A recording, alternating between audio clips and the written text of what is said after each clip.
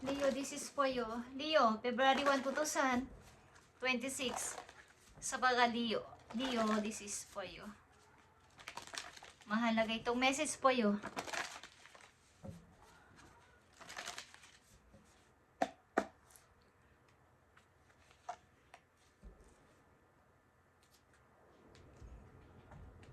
Follow your bliss, Leo. Ikaw ay something, star. Okay, star. Sikat ba mga Leo na nandito sa reading? Hinahangaan ng kung sino. Okay, Leo? Leo, tingnan natin na yung reading, ang inyong message. Ano na nangyayari sa inyo, guys? February 1, follow your bliss. Kung ano yung ibinigay sa iyo ngayon ni God na blessing is kung ano yung mga nararamdaman mo this time, follow. Makinig ka at iyong sundan ang guide. Sinasabi sa iyo ng iyong mga guides, okay? Kung ano yung tinitibok ng puso mo, this time is follow. Magagandang mangyayari sa inyo sa mga susunod na araw, linggo o buwan, guys. Okay, the magician is here. Pag-iisip-isip, ano mga bagong dapat kong gawin. Okay, pag-iisip-isip, ano mga dapat kong itry o subukan. Tingnan natin ang message po yun, Leo, na mahalaga. February 1, 2026. Okay, Leo, call your emotion. Maaaring sa inyong kasalukuyan, merong nagpapabigat ng inyong puso o merong maaaring bigla na lang kayong gusto nyo magalit pero dapat ko itong pigilan. Call your emotion. At apektado dito ang, kumbaga nakaka-apekto sa iyo ang energy ng Aries. Ang mga Aries kasi ay mataas din agad ang temper. Okay, minsan madali silang magalit. Okay, minsan lang. Okay, pero pag sila ay nagpasya, yun na yun, final na. Okay, so call your emotion. Wag mong patulan kung ano man ang mga naririnig mo, something na mayroon kang maaaring tumataas yung gusto mong magtaas ng boses, gusto mong magalit, gusto mong basta i-cool mo lang yung emotion mo. Wag mo silang patulan kung ano man tong nararamdaman mo sa ngayon. Okay? Sa inyong kasalukuyan. At nandito ang blessings are showering your life.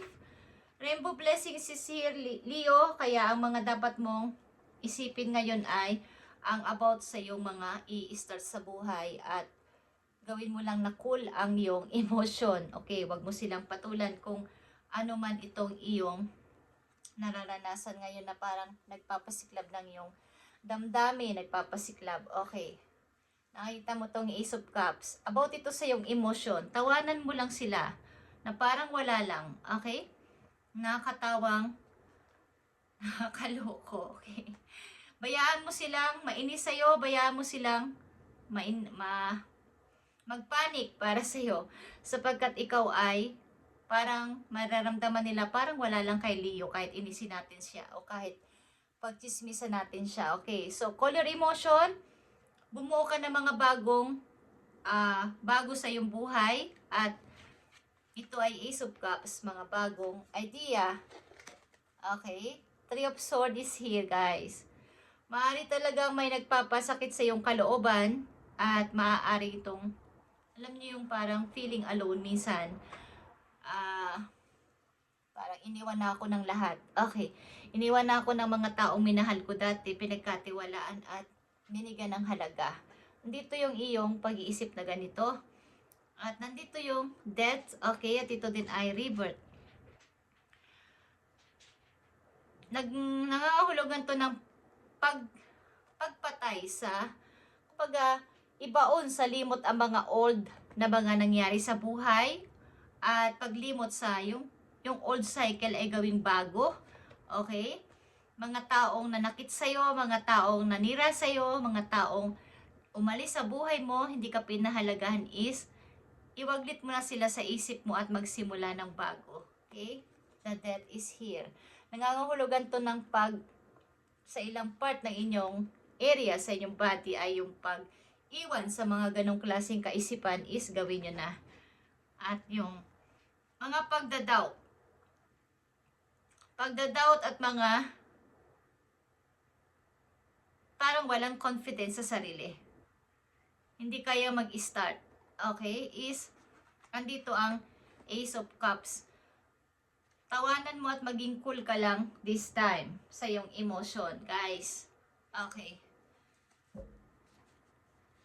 May magbubukas sa mga bagong oportunidad sa iyo at ito ay yung pag-isipang mabuti at i-manifest. The Magician is here, guys. Okay. Bumuo ng mga bagong tao sa iyong buhay, bagong mga iisipin, bagong mga idea, Leo.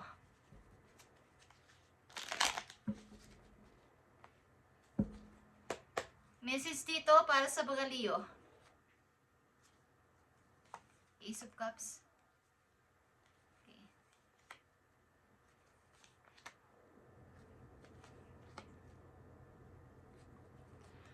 Okay, sa iyong community, sa kinaroroonan mo sa ngayon, at kung saan ka man is nagkalat ang opportunity. Kumbaga nasa paligid lang. At marami nag-aalok o mag-aalok sa iyo ng gusto mo ba ng ganito? Gusto mo bang itry ito? Okay, maraming nagkalat na opportunity sa iyong komunidad o sa iyong community sa ngayon, sa lugar mo, sa bansa mo, kung saan ka naroon.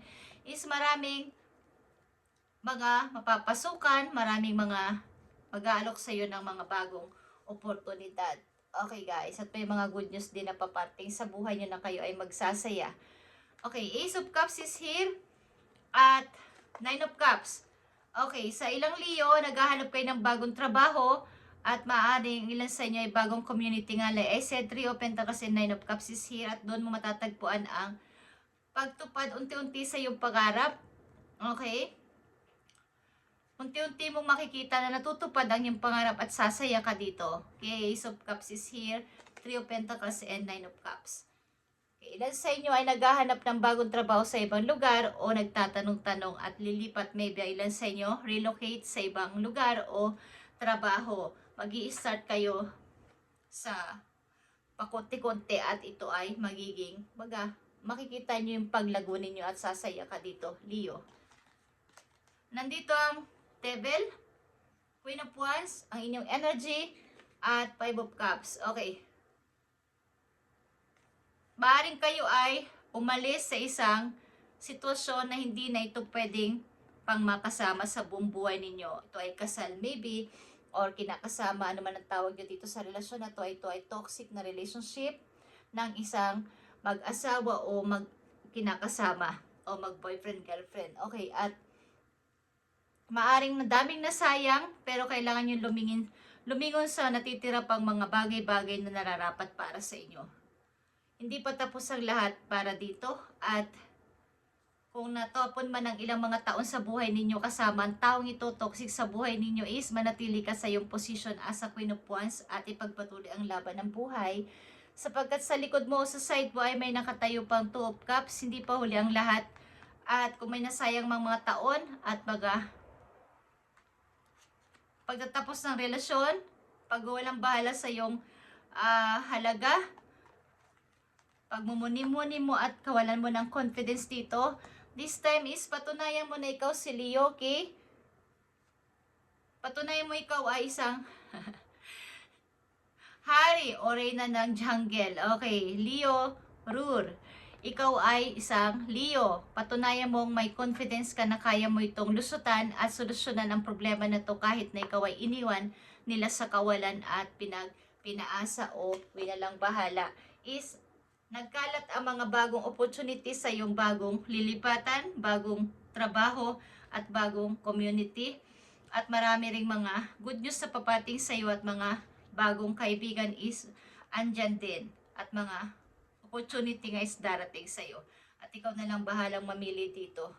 Maaari rin may magme-message sa iyo ng pagsusorry, pero ang tao na to ay hindi seryoso, guys. Huwag kang maniwala. Kung gusto mo lang, okay? Sapagkat ito ay parang loko-loko lang, parang pa-pling-pling lang o pa-flirt-flirt lang sa'yo, okay? So, patunayan mo na kaya mong solusyonan at i-handle ang sitwasyon as a Queen of Wands. Nandito ang energy mo lumalabas at kaya mo tong i-handle. Okay, Leo. Sapagkat ang blessing ay magsha-shower sa'yo. Rainbow blessing ito.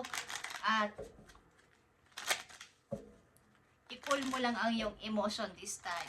Huwag ka magalit at huwag kang mainis sa mga taong ito na sumira sa'yo. Okay? O nagwalang bahala sa'yo.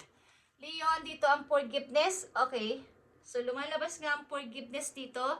Dito ay elephant. So, the more na ikaw ay nagpo-forgive sa tao na nakit at mga nagkasala sa'yo, papasok sa'yo ang blessing katulad ng elephant na to. Kapag ito ay kumakain pa ganun at talagang malaki agad yung sakop ng kanyang bibig. Okay, bibig pa na tawag dito o ilong or what is. Ang elephant ay swerte o lucky sa isang reading pag nakita nyo. Okay, if you are feeling angry about the past issue, the elephant is asking you to discover the more vulnerable feelings behind that anger. You are being asked to forgive and be gentle with others. Okay, kung nakaranas ka man na saktan at walang bahala ng nakakarami o ng mismo naging kinakasama mo, pamilya mo, or what is, the more na ikaw ay nagpapatawad is maaaring maraming blessing ang papating sa'yo. Twist nito ay maraming blessings ang papating sa'yo, Leo, at pagiging mabait mo sa iba at yung sarili. Okay, is andito. Maring ikaw ay maraming natutunan sa buhay about sa maring kayo ay kinasal, guys, at kayo ay nahiwalay at nagtapos ang relasyon na to ng parang wala lang. At ito ay dinamdam ng ilang Leo na nandito sapagkat ito ay hindi biro para sa'yo ang mga taong iyong binigyan ng halaga at effort dito.